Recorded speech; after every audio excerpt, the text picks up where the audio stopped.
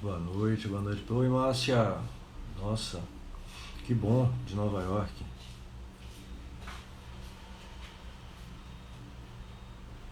Sempre aquela expectativa, né, das pessoas todas que estão entrando.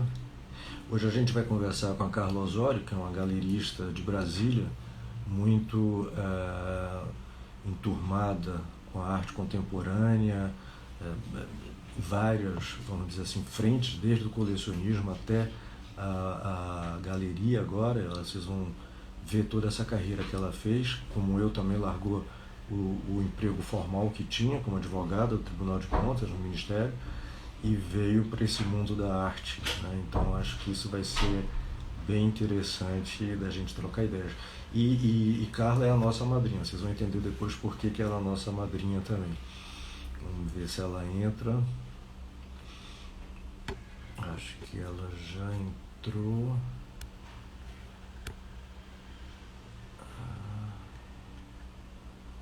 É a primeira vez que eu estou fazendo isso, então vocês, por favor, me desculpem se eu fizer qualquer besteira aqui, porque eu só participei de lives até agora, mas nunca conduzi uma live. Estou apanhando aqui. Ainda bem que Sofia já entrou para me dizer qualquer coisa se eu estiver fazendo errado. Bruno, hoje é meu dia. Ontem foi ele, hoje é meu dia, amanhã vai ser ele de novo. A gente resolveu fazer 4 lives apenas, né, já nesse encerramento da nossa feira.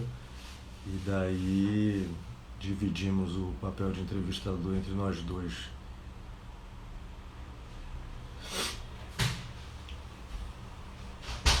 Olha o Ian.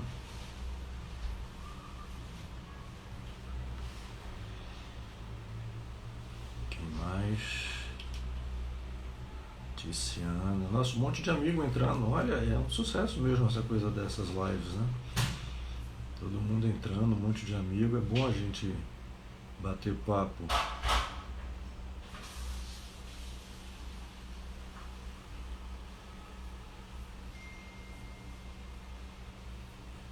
Sofia, será que Carla já entrou? Seria bom a gente checar com ela.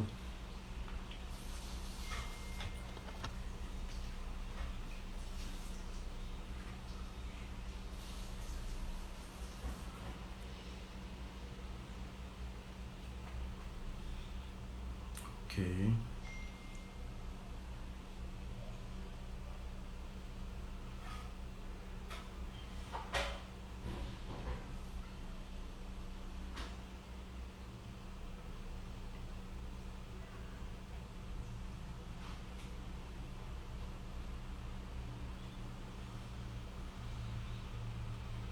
Entrou. Então, deixa eu ver aqui.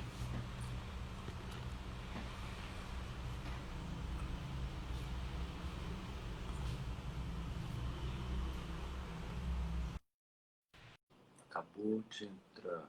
Boa. Vamos ver, eu já acionei ela aqui. Carla tá já. Isso. Oi, querido, Tudo bom? Como vai? tudo bem e você? Tudo ótimo também. Super obrigado por ter aceitado o convite para estar aqui conosco, batendo esse papo. Eu já falei para o pessoal que você tem vários chapéus, entre Ah, eles de madrinha da MAD. Eu vou explicar depois o porquê da madrinha da MAD, dessa nova, vamos dizer, aham. forma que nós estamos. Mas a gente vai bater um papo hoje. Eu dizia para eles que você é muito engajada desde a adolescência com arte contemporânea. Eu já conheço Carla, se a gente for falar os anos aqui, até a gente entrega as idades, mas tem muito tempo que nós nos conhecemos, já é uma É amizade, muito mesmo, Valdir. É muita história. muita história, hein? Muita história. E Carla sempre foi muito envolvida com a arte, né? Como vocês viram aí no currículo, saindo de uma carreira de advogada, entrando nas artes, mergulhando nas artes com o colecionismo, depois empreendendo várias frentes, que a gente vai conversar com ela sobre todas essas frentes e como que ela tem, vamos dizer assim, evoluído, porque eu vejo isso de uma maneira muito interessante, na medida que você coleciona, você tem o seu universo, tem o seu mundinho, depois você vem com aquele despertador para compartilhar, a generosidade de levar isso para todo mundo, como você fez com centros culturais e agora com a galeria. Então, antes de mais nada, muito obrigado por você estar aqui conosco. O seu currículo todos nós já vimos aqui no Instagram da MAD, quer dizer, extensíssimo, com bastante especialidade. Mas uma coisa que eu acho que é interessante, que não tem escola nenhuma, mas é o mosquito da arte, né? Ou seja, te picou e fez você mudar tudo isso. Conta pra gente como é que foi esse momento desde a sua adolescência, como foi que você se movimentou para começar a colecionar, o que que te moveu? Então, Valdir, que antes de mais nada, obrigada aí por essas palavras generosas de amigo, tantos anos que a gente se conhece, né? Muito antes de você pensar em trabalhar com arte, eu Não, já colecionava. bancário. Que Você você era era bom. bancário, você era rico. Exatamente, começando a pensar em colecionar, né? Pois é, mas assim, a minha trajetória realmente, a minha vida é totalmente indissociável da arte, desde a infância, meus pais colecionavam. Meu pai era um grande apaixonado por arte, mas ele era muito clássico, assim, gostava de arte modernista, não era muito a minha praia, mas eu sempre, né, convivi nesse ambiente e me interessei por isso. Resolvi estudar direito, mas logo que entrei na universidade, fui para a Europa e acabei estudando arte também, paralelamente. Fui fazer línguas, fiquei quase 2 anos fora. E nesse período estudei na École du Louvre, fiz o Instituto Católico em Paris, fiz alguns cursos de especialização na Itália, na Inglaterra, enfim. E eu tinha 17 anos na época. Quando eu voltei para o Brasil, eu já colecionava. Eu comecei a colecionar aos 15 anos. Eu comprei um Volpe, que eu me lembro na época meu pai achou revoltante, porque ele achou que aquilo não era arte, que aquelas bandeirinhas e aquelas casinhas, enfim, não era o que ele gostava, que era muito figurativo. Mas eu consegui, né? Na época, comprei, fazem 35 anos, com uma mesada que era um salário mínimo. Então, você tem uma noção de que realmente não valia nada, né? Mas, assim, eu tinha um colega de ensino médio que era o Marco Antônio Vilaça. E tanto ele quanto eu, desde muito jovens, gostávamos, né, da arte contemporânea, o que era diferente, que também os pais dele colecionavam. E isso muito nos uniu. Formamos, ele foi para São Paulo, eu fiquei em Brasília, mas a gente sempre manteve o contato. E eu diria que a minha coleção começou realmente a crescer em quantidade e em qualidade depois que eu comecei a comprar meio que junto com o Marco Antônio, antes dele ter a galeria. Ele tinha uma revista, chamava Galeria. Não sei se você lembra disso, Valdir. Antes dos anos 2000. Exatamente. Ele abriu essa revista, não tinha filho ainda. Foi em 90, né? Né? Tipo, 89, 90. Ele ainda estava trabalhando na fazenda de cana-de-açúcar, uma usina, enfim, que a família tinha em São Paulo. Então é isso. Eu sempre gostei de arte. E nesse período em que eu só colecionava e era advogada, porque, como você viu, eu me formei em direito, fiz mestrado e tenho especialização em direito internacional econômico e em direito europeu, mas eu vivia ligada às artes meio que como uma mecenas, assim. Então, eu comprava muito, eu ajudava instituições. A gente criou a Fundação Atos Vulcão, eu fui do Conselho do Museu de Arte, o MAB, que era, na época, o presidente era o embaixador Vladimir Murtinho, um homem genial, que era um embaixador brilhante, amigo do Burle Marx, do Volpe, do Brecheret, enfim, de grandes artistas brasileiros, da Mary Vieira, da Mira Schendel, do Calder. Imagina, esse embaixador era um patrimônio brasileiro. Foi quem fez a transição do Palácio do Itamaraty do Rio para Brasília. E esse homem foi meio que um mestre assim para mim também. E com ele nós trabalhamos criando uma associação de amigos do Museu de Brasília. Eu na época tinha, sei lá, 20 anos, estava recém-casada. E era uma coisa que realmente me motivava. Então, além de colecionar, fazer ações institucionais. Também comecei a fazer doação para museus, ele me pediu algumas coisas, embora com uma coleção muito pequena, eu doei algumas gravuras na época, enfim. E é uma coisa que eu continuo fazendo ao longo, né, dos anos, porque eu sempre tive essa convicção de que o institucional era muito importante para a formação de público, que era uma coisa que me preocupava. Então, em síntese, foi assim que eu, enfim, me evoluí, né, na arte. Ser galerista, para mim, era uma coisa muito distante. Era eu perguntar, porque você movimenta de um colecionismo, né? Quer dizer, você praticou e pratica o colecionismo até hoje, dependente de suas outras funções, e aí você rompe um pouco e cria um centro cultural na medida em que você talvez venha com aquela necessidade de compartilhar, né? Começar a falar mais sobre esse movimento da arte contemporânea.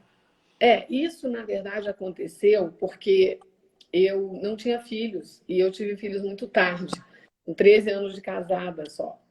Ainda era jovem, 32 anos, mas já tinha uma carreira, não cabia filhos na época. Então, de repente, quando realmente a gente resolveu ter filho, foi uma história em si, eu resolvi ser mãe, me dedicar aos meus filhos. E o direito era 24 horas de trabalho, era muito intenso. E eu, na época, estava no gabinete do ministro da Fazenda, que era o Pedro Malan, e era um pouco complexo. Então, eu resolvi pedir licença. E ao pedir licença, eu sabia que eu não ia conseguir ficar parada. Resolvi organizar algumas exposições e não tinha, obviamente, um espaço de arte contemporânea em Brasília. Eu comecei fazendo isso pelo Itamaraty, que é um palácio belíssimo. Você conhece, né, Valdir? É uma das coisas mais lindas que temos no Brasil, inclusive para o design, né? Eles têm peças de Uma nível visita de design. lembra, juntos? Exatamente, claro que eu lembro. Exatamente, que a gente foi lá juntos, num E momento assim. aí eu resolvi, eu comecei fazendo exposições de amigos, o Tunga, a Adriana Varejão, o Valtércio, enfim, fiz no CCBB, que era o espaço que estava sendo inaugurado, e no Itamaraty. Fiz o Joaquim Paiva, o Todd Eberly, fizemos também um evento com a Cindy Sherman, com o Man Ray, uma super exposição do Man Ray. Enfim, aí eu percebi que aquilo era bacana, que eu tinha jeito para o negócio, enfim, era uma produção, no fundo, uma produção era um trabalho executivo e eu entendia de arte. Resolvi abrir um centro cultural. E esse centro cultural existiu por 16 anos, quase 16 anos. Chamava ECO, Espaço Cultural Contemporâneo.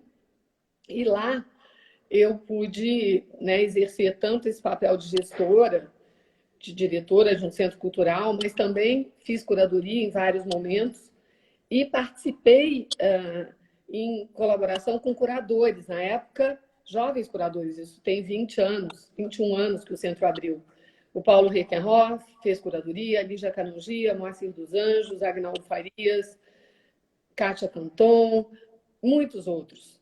Na maioria dos curadores brasileiros que estão hoje aí, que foram curadores depois de Bienal e que fazem curadoria ativamente no Brasil, participou de projetos do ECO, como também artistas como Cildo Meirelles, Rosângela Renove, Vicky Muniz, inúmeros, não dá para dizer, foram 237 artistas ao longo desse período. Então, essa era uma iniciativa realmente de instituição.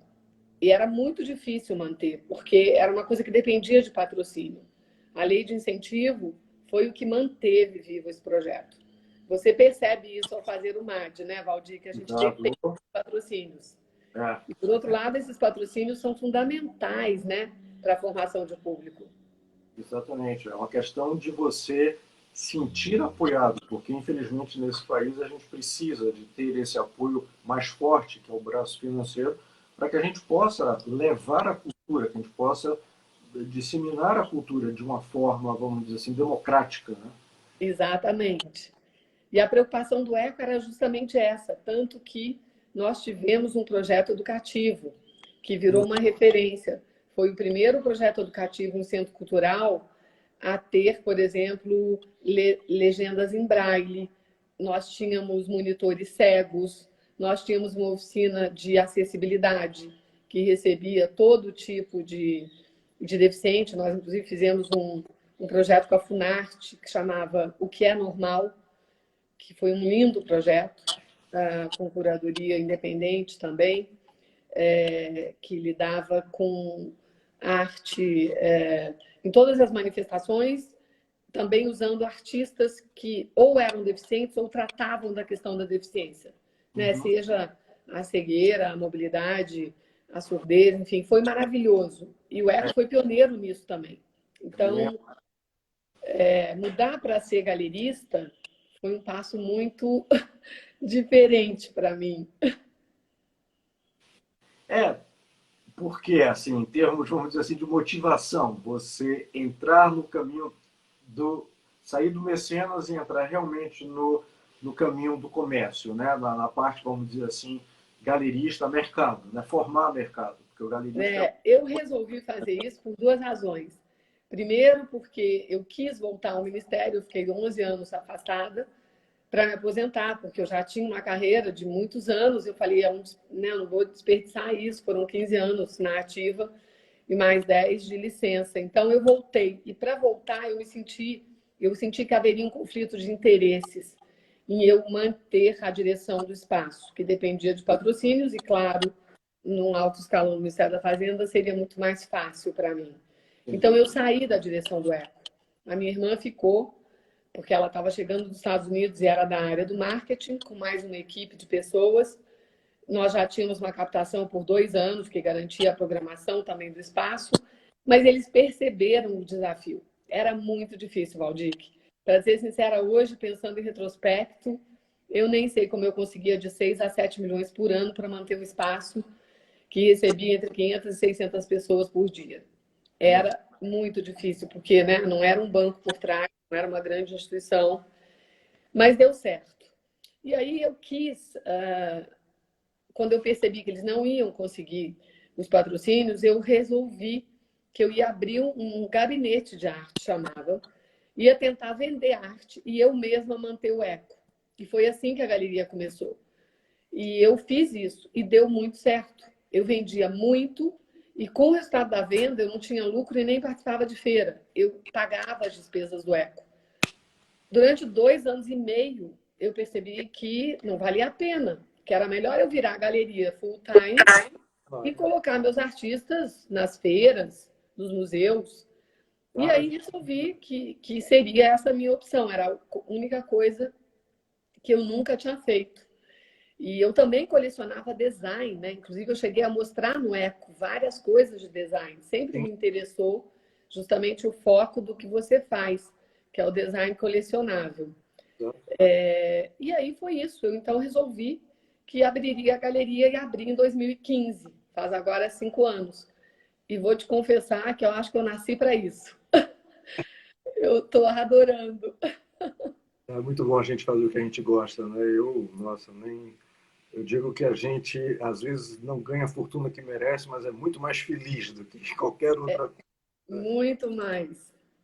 E como que você vê esse cenário da arte contemporânea, Carla? Porque, obviamente, toda essa motivação, além de ter essa, vamos dizer assim, essa força interior de estar movimentando, seja do Instituto Cultural para uma galeria, do colecionismo para uma galeria, e isso, obviamente, você tem, fica pautada, vamos dizer assim, no cenário da arte contemporânea. Como que você vê essa arte contemporânea brasileira? Desculpa, como é que é? Como que você vê o cenário hoje da arte contemporânea brasileira? Você é uma galerista em Brasília. A gente sabe que o eixo Rio e São Paulo, muito mais São Paulo hoje em dia, tem um dinamismo muito próprio na arte contemporânea. Então você vê que as coisas realmente acontecem. Quando você foge do eixo, você, vamos dizer, meio que cria, vamos dizer assim, antenas. Eu sempre dizia isso para você e a gente sempre comentava, você era uma antena da arte contemporânea em Brasília, como é o Paulo lá na Bahia, então, e aí vocês movimentam esse cenário para que esteja em perfeita harmonia com eixo Rio e São Paulo. Como que você vê isso?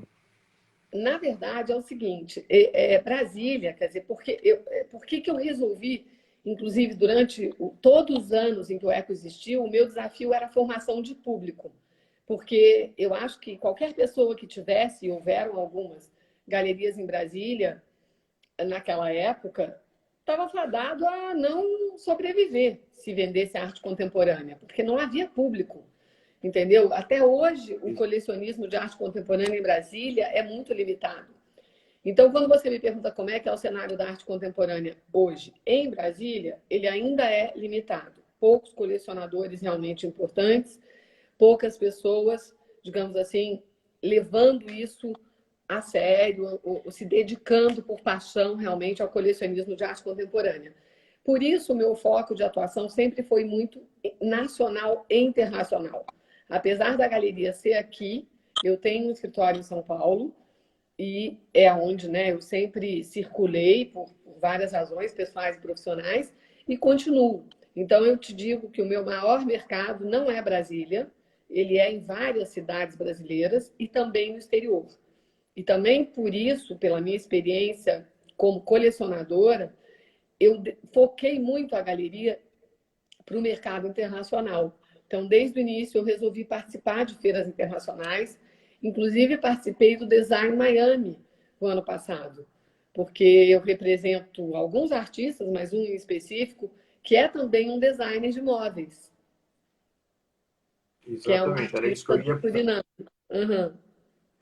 Isso que agora eu ia na sequência engatar com o design, porque uma coisa é, e eu conheço parte da sua coleção de design, seja ela contemporânea ou vintage, mas você também começa a olhar, vamos dizer assim, para o design contemporâneo. Você tem o Martim, você foi vamos dizer assim, a feira, que é uma referência hoje para o mundo em termos de design contemporâneo. Conta para a gente como é que é essa sua relação arte e design. Então, desde o início da coleção, eu sempre gostei de feiras de antiguidade, eu era rato de feiras de antiguidade.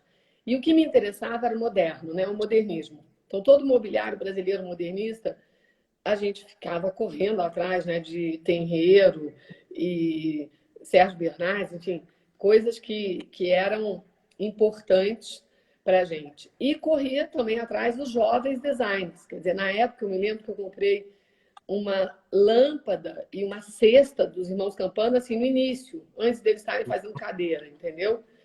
Depois, vários outros jovens designers que a gente adorava, né, descobrir e misturar. Na verdade, eu gosto muito dessa coisa de você ter o que a gente tem de mobiliário antigo, é mais Art Deco, que eu acho que dialoga muito com o moderno, né? Então, no máximo, Biedermeier, entendeu? Então, sempre nos interessou muito essa relação.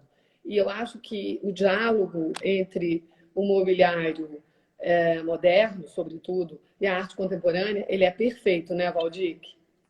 Sem dúvida, sem dúvida. Você cria referências, você tem que vão do modernismo, passando pelo concretismo, você vê o brutalismo quando você vê o trabalho de Zanini Caldas e por aí vai, né? Então, tem uma relação muito, como é que eu posso dizer, muito próxima. E a arte contemporânea com o design contemporâneo, hoje em dia, é praticamente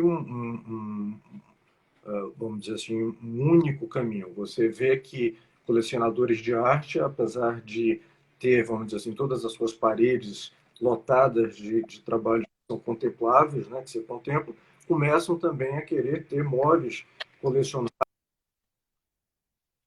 contemporâneos, que sejam edições limitadas, peças únicas, ou seja, para compor, porque o repertório é muito único, é muito em Com cima da certeza.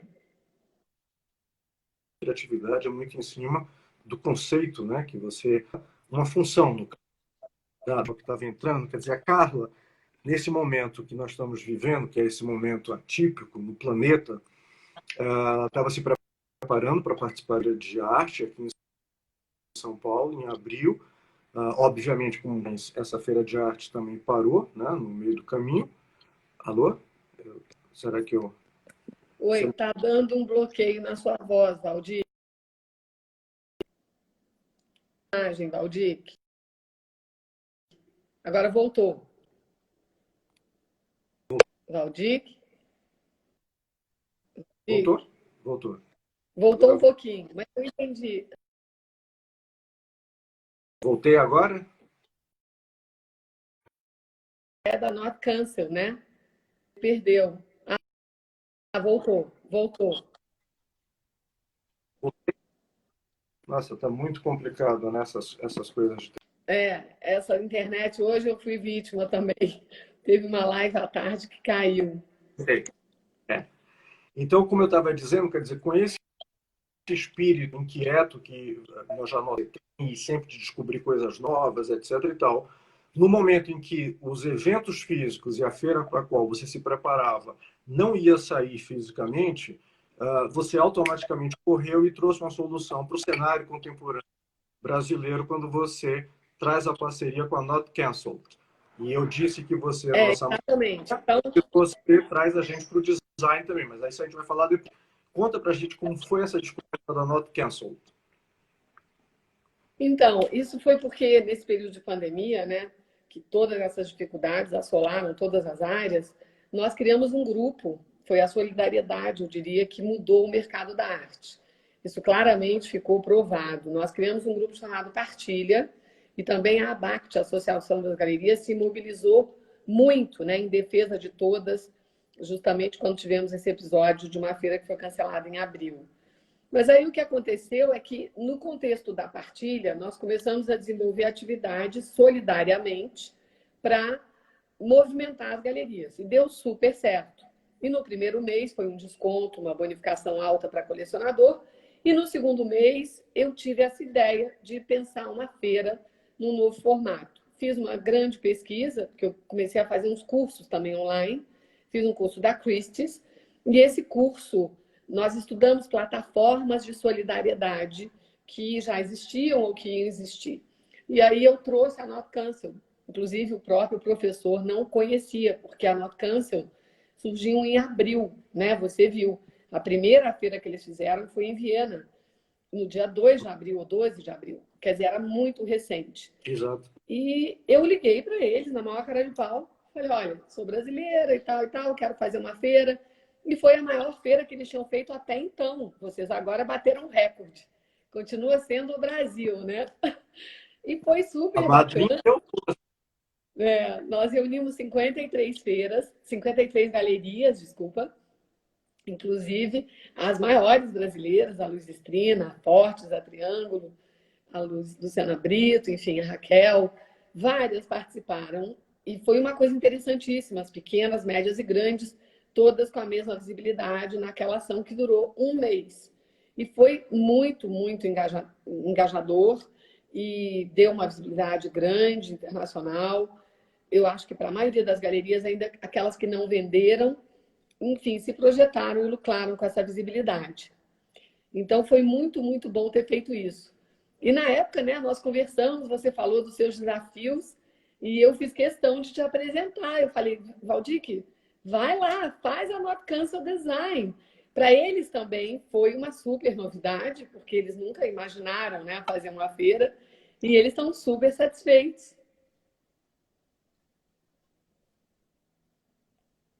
Exato, e eu conversando com o Steve, quem você nos aproximou e vendeu o nosso peixe, ele está impressionado com a qualidade do design brasileiro, que ele não conhecia, tinha ideia do que era o design brasileiro. Gente, a feira está fantástica, eu tenho entrado. Eu tenho entrado todos os dias e desejo todo sucesso.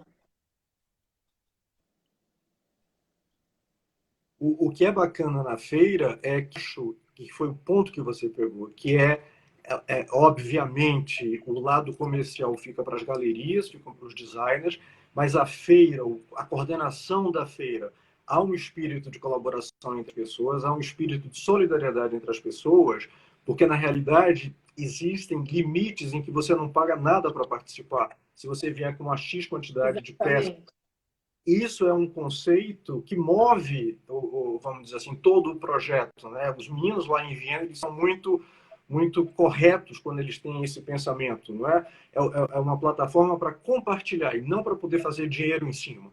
Então, isso é uma coisa muito... É uma plataforma que surgiu com esse espírito de solidariedade e que mantém uma coerência muito grande nesse espírito, né? Eu acho isso bacanérrimo por parte deles. Eles, na verdade, são uma agência de conteúdo digital. Você deve ter visto, uma agência de marketing e conteúdo digital. E fazem isso, claro, com suas limitações, mas você imagina, mesmo quem paga só 150 euros, né, para ter um espaço maior. Isso é muito pouco, né, Valdir, que a gente sabe. Exato. Mas é coisa que é aquela história, né? O preço não é o caro nem o barato, é o justo. Isso é o mais bacana. Então, é o justo para aquele momento, para aquele perfil, para aquela ação, principalmente, de todos em ajudar, um a ajudar o outro. E isso foi muito bacana. Começou por sua, vamos dizer assim, iniciativa e apresentação no dia 4 ou 5 de agosto. Vamos terminar agora no 19 e não podíamos deixar de bater esse papo com você, porque, por isso que eu digo, Carla é a nossa madrinha digital. Agora temos várias madrinhas. Desejo, como é que está sendo? Conta pra gente.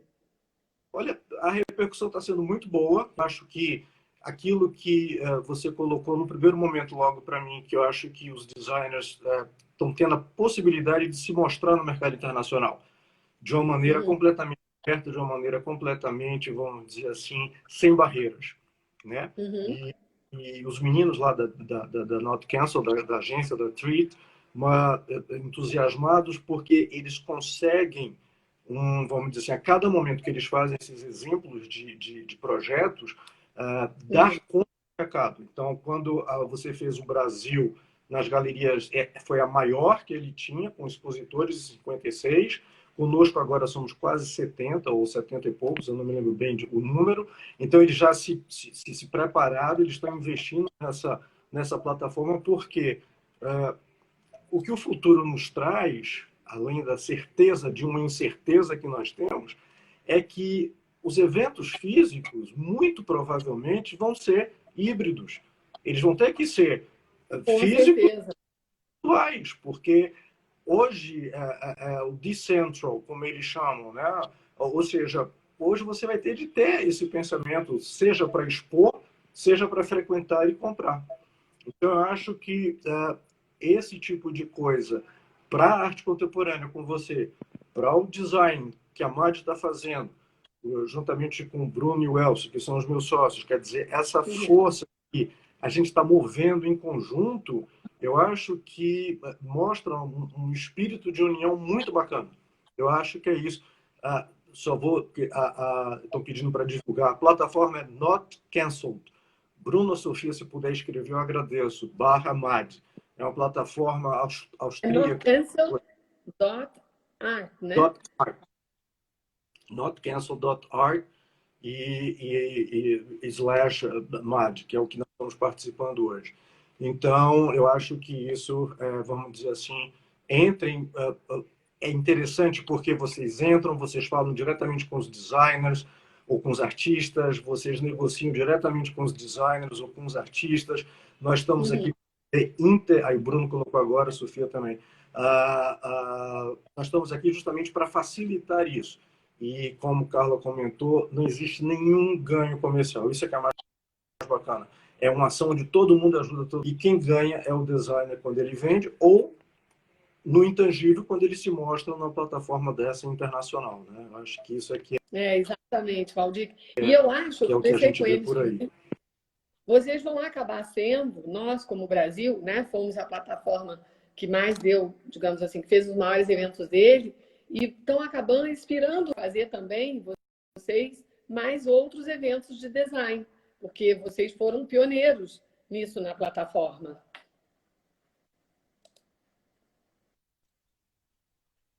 Sim.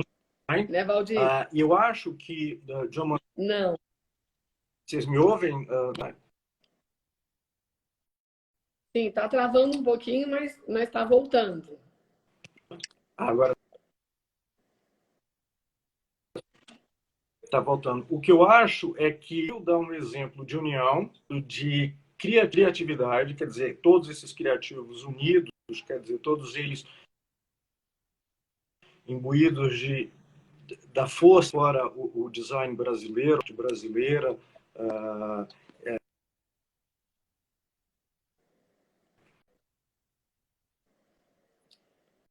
Valdir, está travando um pouquinho.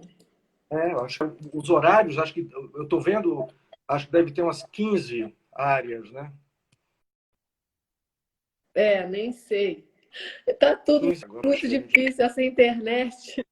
Mas agora voltou, pelo menos não está caindo, dá para ouvir. Dá para ouvir. E o que é mais bacana que eu acho é que esse projeto de design no mundo é o primeiro. A MAD é a primeira feira de design virtual, MAD, no primeiro projeto que existe no mundo. Nenhuma outra feira de design colecionável fez isso. Então, nós somos os Que primeiros, saímos aí. legal! É, é. Foi muito bacana. Maravilhoso isso, eu nem sabia disso. Eu achei que É. alguma já tivesse feito. Não, é o primeiro. E vamos fazer uma pergunta. Você acha que vai acontecer Design Miami? Acho que não, né? Mas já foi cancelado em Basel, Design Miami já foi cancelado, já jogaram para junho de 2021. Design Miami, em Miami, dezembro, ainda não falaram nada, mas a expectativa é que seja cancelado. E, inusitadamente, eles criaram um e-commerce. Então, eu acho que a própria, vamos dizer assim, plataforma da feira, através do e-commerce, que não é uma feira virtual, resolveu dar vazão a vendas. Ah, entendi. Estão movimentando, né? Estão se E você movimentando. acha que também tem essa intenção? É uma evolução para vocês? Eu acho, Carla, eu sempre brinco dizendo que dos três sócios, eu sou o mais resistente com essa coisa de venda online, venda de internet. Aos poucos, o Elcio e o Bruno têm me convencido. Eu acho que, sabendo o que mostrar e como mostrar, talvez seja uma solução. Porque o design colecionável, de maneira geral, é a mesma coisa que a arte contemporânea. Se você coloca uma pintura através de um stand físico, é percebido completamente diferente do que a mesma pintura através de uma tela de um computador ou de um celular. Mas se você bota uma foto, você consegue passar essa, vamos dizer assim, essa mensagem daquela criação. Então, eu acho que É sim, verdade.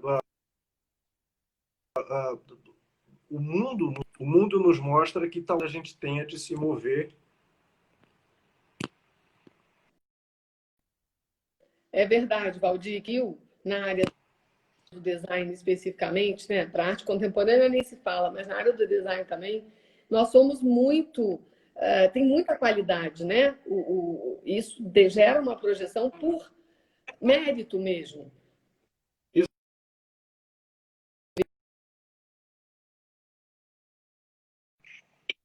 Já vi também Miami, Basel e mesmo a Trienal de Milão, os brasileiros são sempre destaque, né, Valdir? Exato.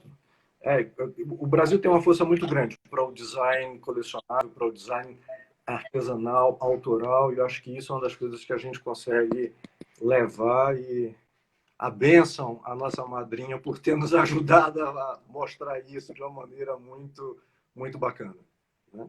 Imagina isso aí, eu acho que essas são as posturas que estão fazendo a diferença agora na pandemia, né, Valdir? Todo mundo de mão dada, um ajuda o outro. E é até curioso, outro dia uma pessoa. Não existe concorrência entre as galerias, vocês trabalham juntos. Falei, ó, não era assim, não. Mas está sendo assim, graças a Deus. Porque mostra, vamos dizer assim, uma união que não existia, né? É muito. No mercado do design, você está sentindo isso também, então, Adiante um propósito, né? Com certeza, Valdir. Deixa eu te fazer uma Então, pergunta. Né? Como é que está sendo? Você também tem vários chapéus. Lá no Instituto Bobardi, por exemplo, no Instituto Campana, esse período da pandemia afetou muito a atividade de vocês? apertou de todos os institutos, né? Os dois que eu tomo conta, o Campana e o Bard, são projetos que vivem eminentemente de reunir pessoas, né? De juntar pessoas, aglomerar pessoas, não só para fazer as ações, como para ajudar a fazer as ações. E nesse momento, tudo suspenso, tudo parado e funding sumiu também.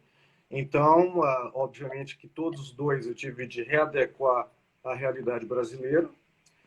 Ambos estão fechados ainda, todo o staff está trabalhando em home office, justamente porque os museus, os cinemas, os teatros, as galerias vão ser os últimos a abrir, né? Depois,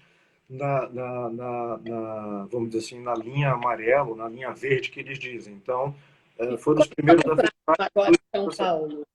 Como? Qual a estimativa que você acha que vai ter de abertura? Já existe uma?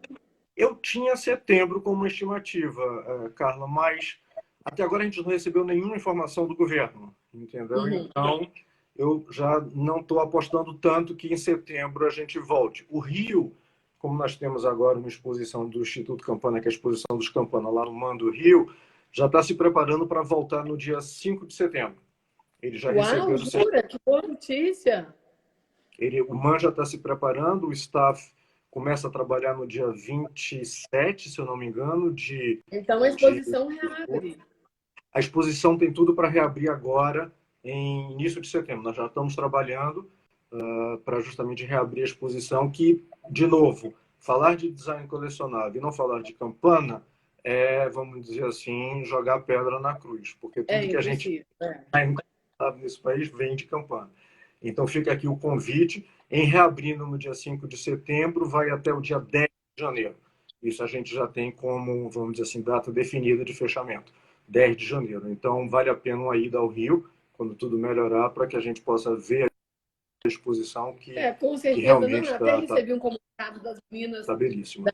E o Instituto Bardi... De que vai acontecer, então, pelo que você está falando aí, deve ser verdade mesmo, se o Rio já está tão melhor. Dúvidas, né? Eu não sei como é que vai ser essa coisa da feira. São Paulo também está dizendo que o DW, que é aquela semana de design muito na linha do Fori Salone italiano, também vai ter um misto entre o físico e o digital em novembro. Então, vamos ver aos poucos como é que as coisas vão se movimentando, como é que as coisas vão acontecendo, né? É verdade. Outra coisa, Valdir, que eu queria saber de você na área do design. Você tem acompanhado a produção dos designers? Como que foi esse período de criação para eles durante a pandemia? Eu acho que, de uma maneira geral, quando alguns com que a gente conversou, nós até fizemos uma campanha no nosso Instagram, o que é que vocês estão fazendo durante essa pandemia, o que é que vocês estão criando, entre aspas, durante essa pandemia. Uhum. Eu acho que foi um momento, e tem sido um momento, muito rico para eles poderem se aprofundar nas pesquisas, nos materiais. Muitos começaram a ir para o caminho dos desenhos, muitos começaram a exercitar a pintura, porque o designer, vamos dizer assim, também é um artista, né? Então foram investigar novas mídias. Então acho que foi um período rico no que diz respeito a ter um tempo para se dedicar a novas experiências. Sem dúvida nenhuma, um momento muito angustiante para todos, principalmente para os artistas, a alma dos artistas nesse momento de angústia, você sabe como é que é muito grande. Ao mesmo tempo, essa angústia provoca mais ainda a criatividade.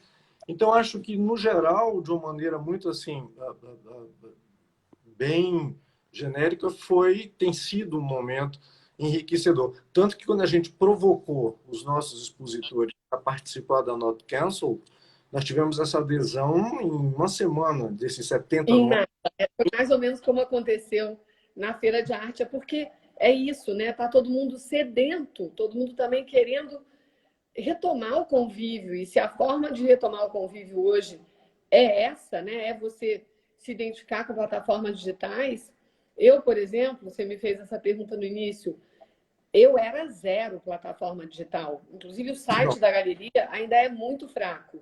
Eu estou agora, nesse momento, aproveitando para repaginar e virar, né, o que, querendo ou não, ainda que tudo volte, nunca será como era antes. Eu acho que a gente vai ter que sempre se manter uma presença importante digital, né? Seja ela via Instagram, que hoje a gente está falando hoje, seja manter reuniões online, que, aliás, economiza muito dinheiro e muito tempo, né, Valdir? E isso mostrou para a gente que a vida pode ser mais prática também. Foi um mega problema, mas desse mega problema a gente encontrou novas formas de administrar questões do dia a dia, você não acha? E que o mundo não parou, quer dizer, não parou, né? Fisicamente parou. Mas o que tinha que ser decidido tem que ser decidido a internet veio para nos ajudar, quando não atrapalhar com esses bloqueios que a gente está tendo aqui. Pelo menos a gente está conseguindo continuar. Hoje de manhã, hoje no início da tarde, eu tive uma que entrou. Mas eu concordo, acho que tem de ser essa saída, né?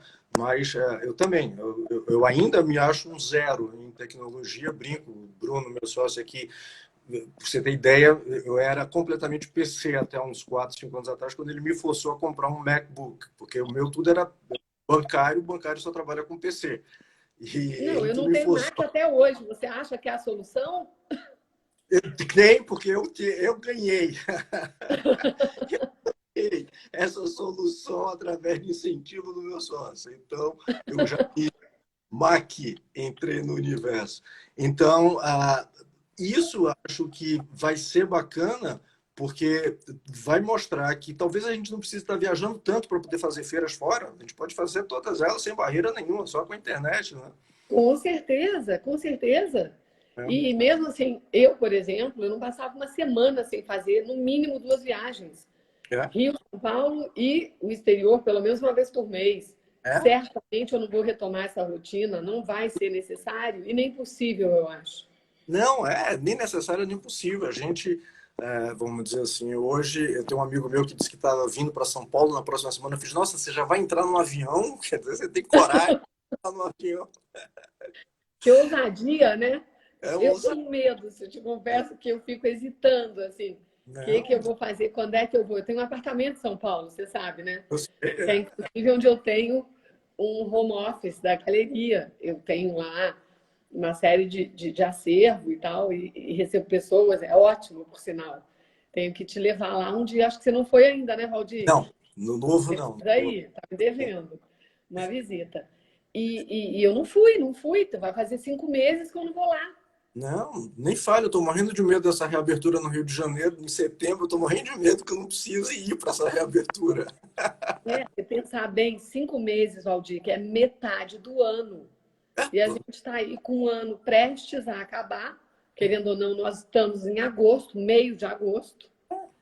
Para a semana é setembro já. Exatamente. Então, assim, é repensar. Te confesso assim, que essa Feira Not Cancel, agora a experiência da SP Art Online, que eu vou participar também, que eu estou preparando, é bem mais complexa, sabe? É uma plataforma mais complexa, pelo que eu estou vendo aqui. Mas eu participei também da quarentena da Art Soul Sim. e a Not Cancel. Estou na arte, ampliei minha presença na arte, porque realmente é uma forma de abordagem mais próxima, né, do mercado internacional. A própria Abact vai ter uma feira que vai ser anunciada, acho que essa semana. Então, assim, é muito importante a gente desenvolver e pensar cada vez mais nessa presença digital. Como fazê-la sem saturar, porque existe um saturamento hoje também, né, Valdir? Era isso que eu ia comentar. Eu estava até brincando dizendo que eu estava meio que fazendo algumas barbeiragens no início, porque essa é a primeira live que eu conduzo. Pra você ter ideia. Ah, é? Eu já participei de algumas lives, umas 3 ou 4, poucas também, porque também tem aquela coisa. Eu acho que o brasileiro tem muito isso, né? Dá certo uma coisa, vamos fazer 1000 delas. Então, tipo assim, hoje tem uma overdose de lives. Tem uma overdose. Pois é, tanto que a gente estava falando, quando eu falei, a gente tem de criar uns conteúdos, aí a Bruna até brincou, fiz, nossa, eu não aguento mais live. Eu falei, não, nem eu também. Mas a gente tem de selecionar pelo menos algumas que façam sentido. Nós selecionamos 4 lives, que são muito, a curadoria foi muito precisa, justamente de uma forma prática, né?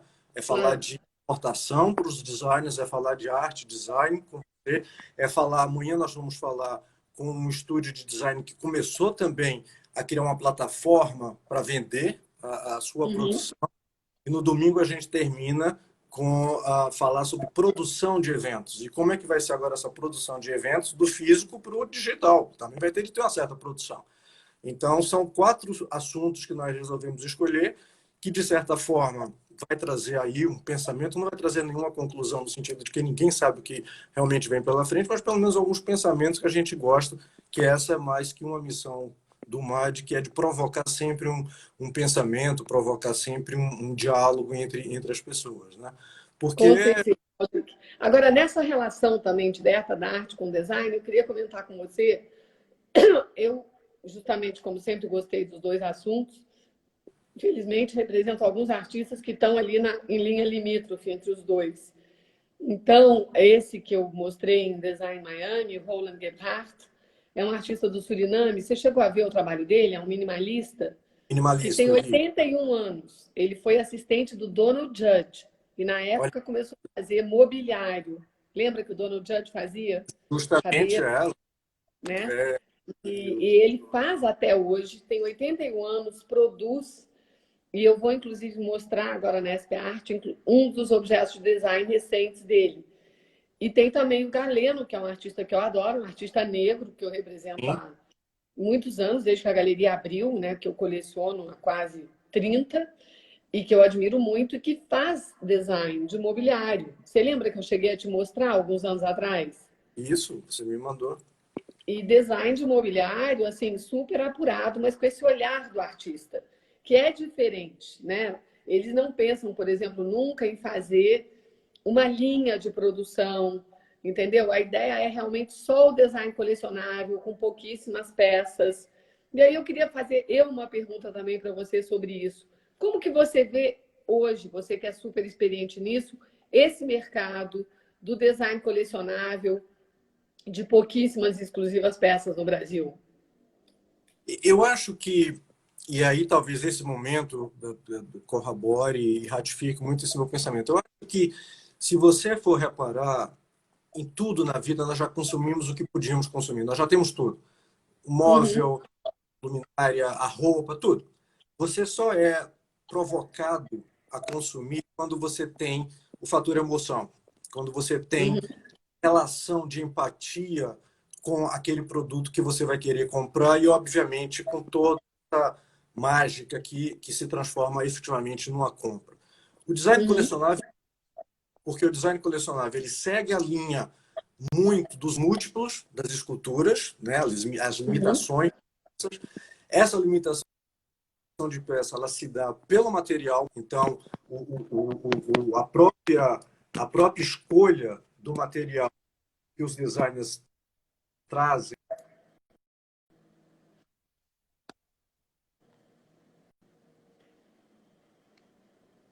de conceito de criação. Então, uhum. o feito à mão, cada vez mais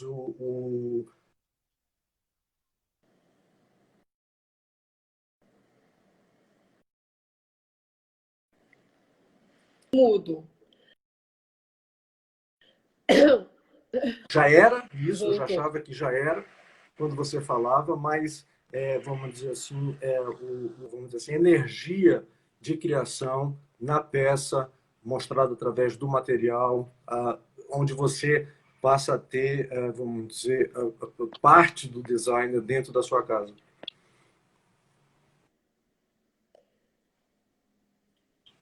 Muito bem. Valdir,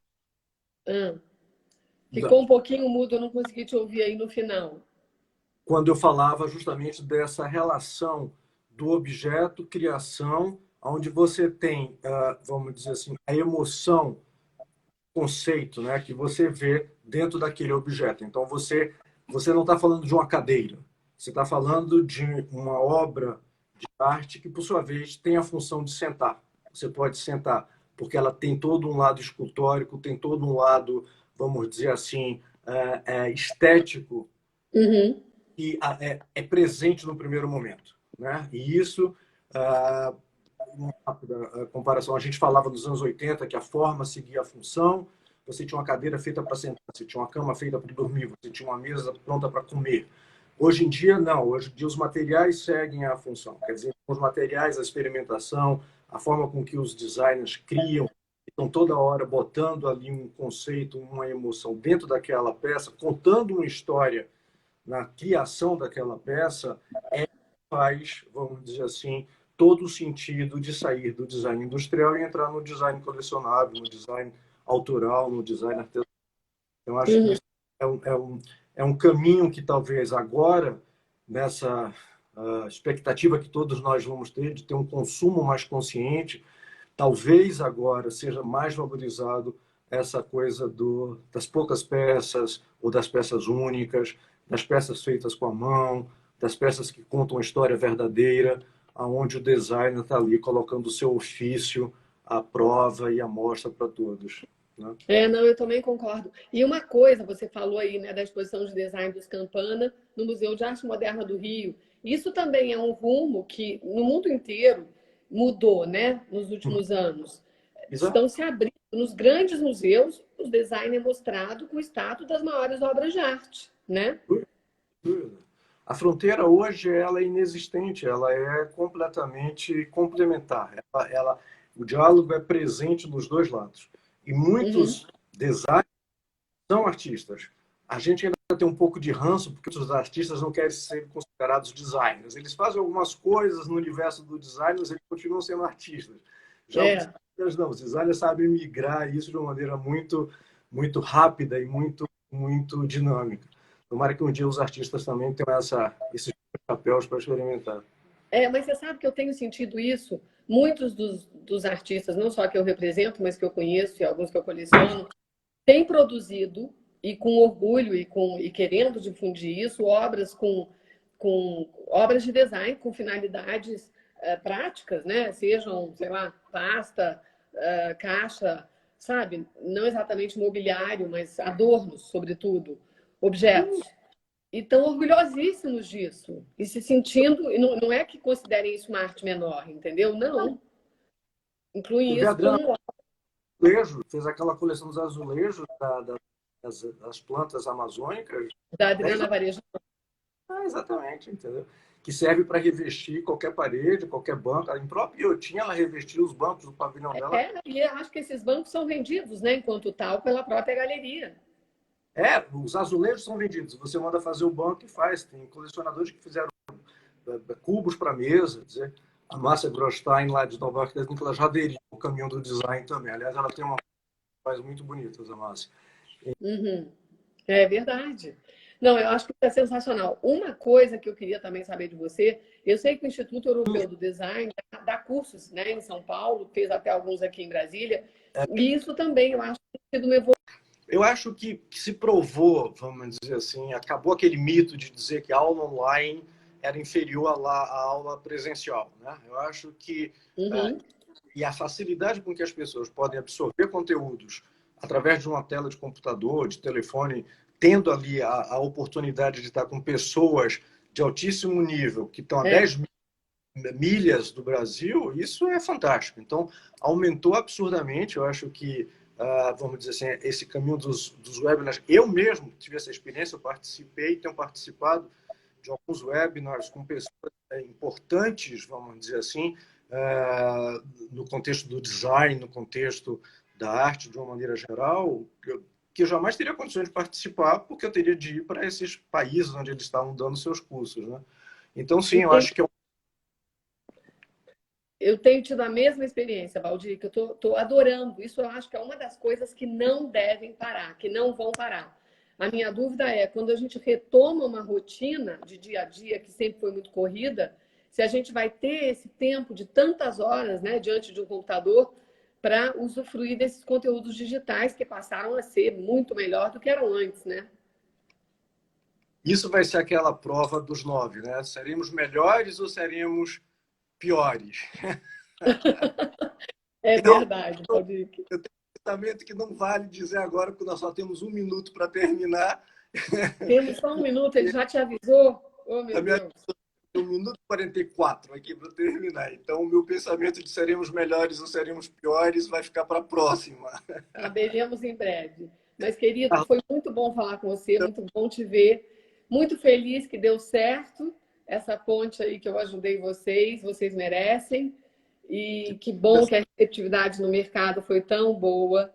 E tomara que seja um sucesso, né, para todos que estão participando. Está sendo muito bom. Eu obrigadíssimo pela conexão com os austríacos. Obrigado